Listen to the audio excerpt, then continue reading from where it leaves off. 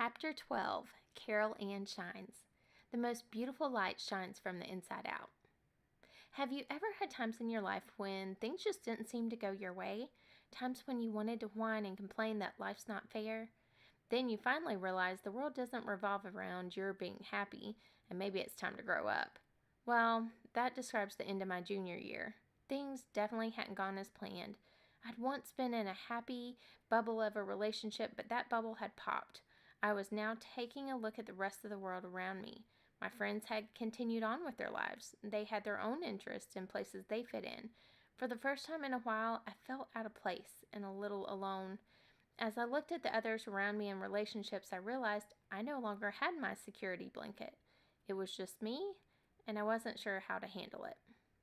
I'd been used to either having a boyfriend or having someone pursue me, but now there was no one.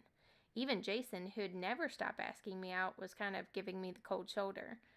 I realized, though, I hadn't given him much time when I was dating Evan. Jason was frustrated with me, and this was his way of showing it. Honestly, several of my friends probably felt the same way.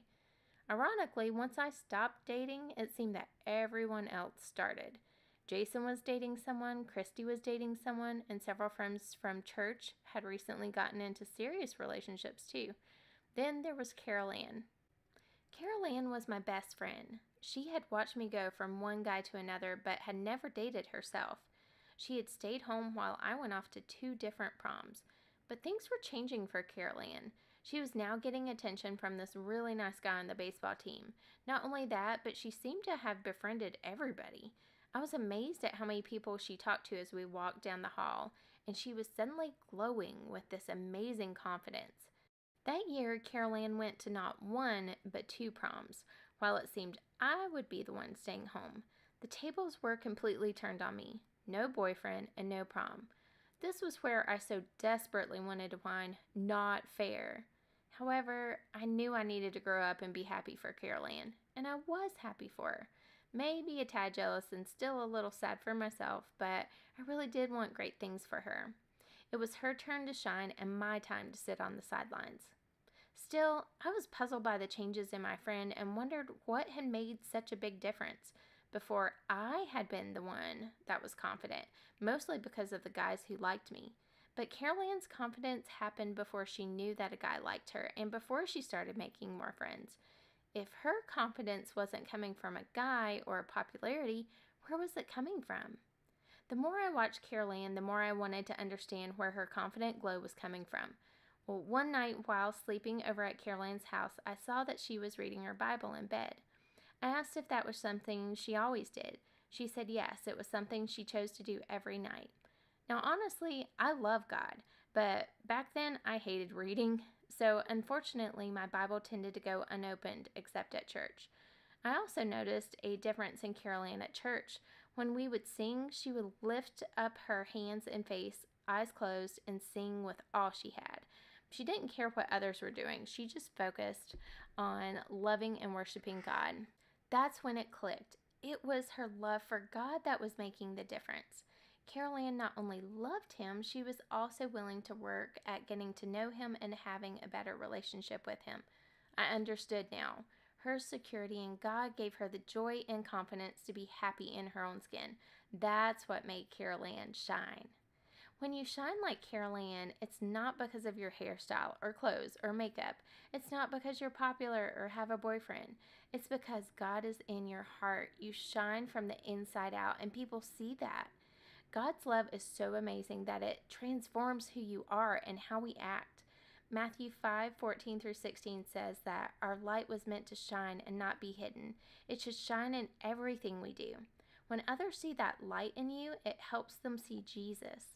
The Bible describes it this way: "For you were once darkness, but now you are light in the Lord. Walk as children of the light, for the fruit of the light results in all goodness, righteousness, and truth." Ephesians 5:8-10.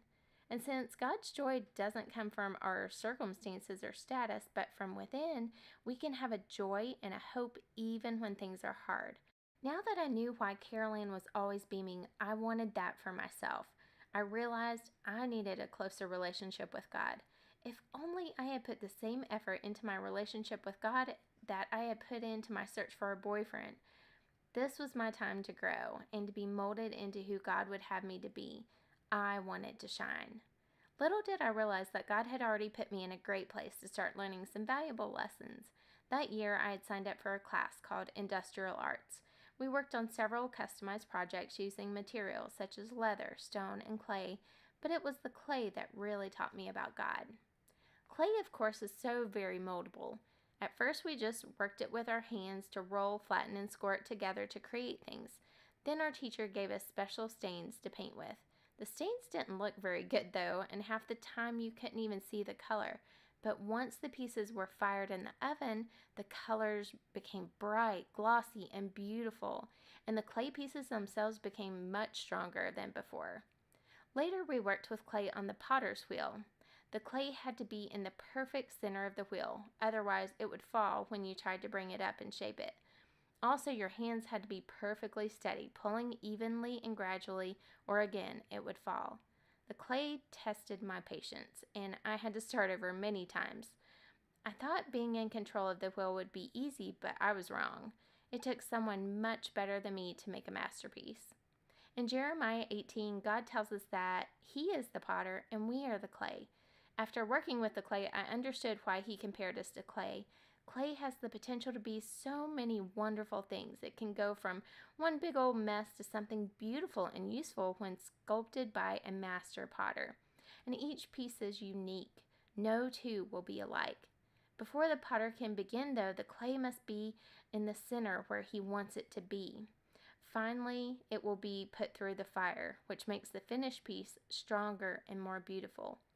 You see, if life were easy and we had no struggles, we wouldn't feel the need to turn to God. By going through the fires of hard times, we can come out stronger and shining more beautifully than ever before, just like the colors on the pottery shone, just like Carolyn shone. Even though my year hadn't gone as planned, I was right where God wanted me to be, right where He could mold me. What I learned? When I'm in the center of God's will, I am moldable. When I go through the fires, they make me stronger and more beautiful. And the more I seek God, the more He will shine in me.